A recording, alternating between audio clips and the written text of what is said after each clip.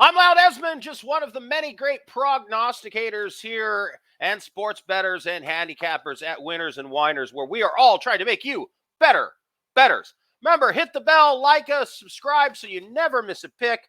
And of course, give us your comments. Let's have some interaction. Go back and forth on what you think of my picks. And well, I got to say, I had some interesting response last week. Hey, sometimes I misspeak, folks. So sorry if I get a name wrong or I garble it. It happens. By the way, you really should be keeping up with my premium picks. For the preseason, I was 70%. So go check those out. Ole Miss. Ole Miss opens a season full of promise when the Trojans of Troy come visiting Saturday when it all gets kicked off in Oxford in Mississippi. The Rebels led, of course, by wonderkind bad boy coach Lane Kiffin. And now he has a stud QB transfer, Jackson Dart from USC. At USC, all Jackson Dart did as a freshman coming off the bench the first time he ever went into a college football game was throw for almost 500 yards, multiple touchdown in a 48-something route of Washington State. He also had several nice moments running the ball. He spread the ball around. Now, this is when he was at USC. And now he comes to Ole Miss with that offensive-minded coach, Lane Kiffin, and oh boy, the league had better watch out. I think this kid is going to be special in this offense. Oh, did we mention coming out of high school, he's one of the top-ranked players and recruits in the nation? Yeah, just saying.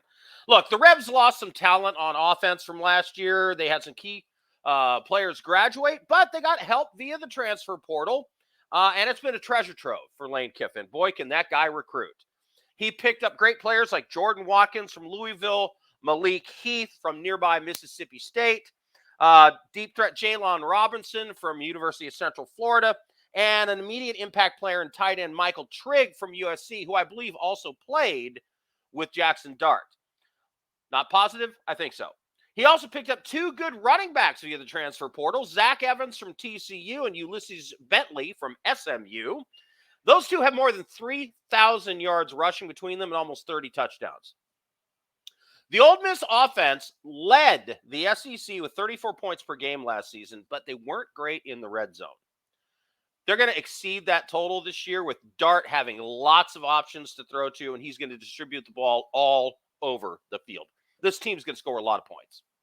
Troy's offense was hit and miss last year, scoring as many as 31 points against the likes of South Alabama and Texas State, but only 7 against App State, 10 against Georgia State. They closed out the year ranked 109th in total offense. Gunnar Thompson, who played in a quarterback platoon last year, is now the guy. And he had 8 touchdowns to 4 interceptions. It's not encouraging.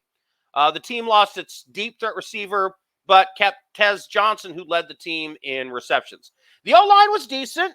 Returns 4 starters, wasn't great in the running game. The team also has 2 experienced and productive running backs in Kamani Vidal and Jamontez Woods.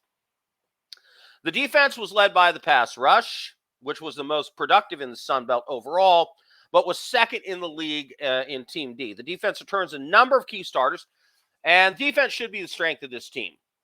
Look, the Troy Trojans are going to be a gritty team. They're well coached, but they're not keeping up with Ole Miss in the opener at Oxford.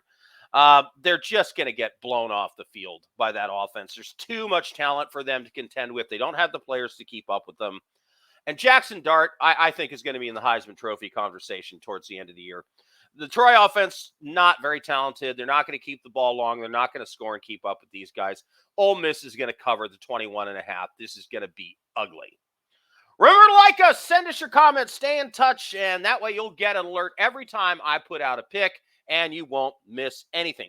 You can find more great information at my website, steertheline.com, S-T-E-E-R, theline.com, and catch the Steer the Line live show, 5 p.m. West, 8 p.m. East Coast on YouTube at the Steer the Line YouTube channel.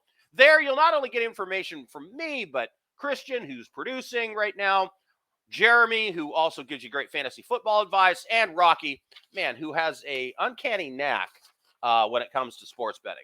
Just saying. All right, I'm Loud Esmond for Winners and Winers, where we're trying to make you a better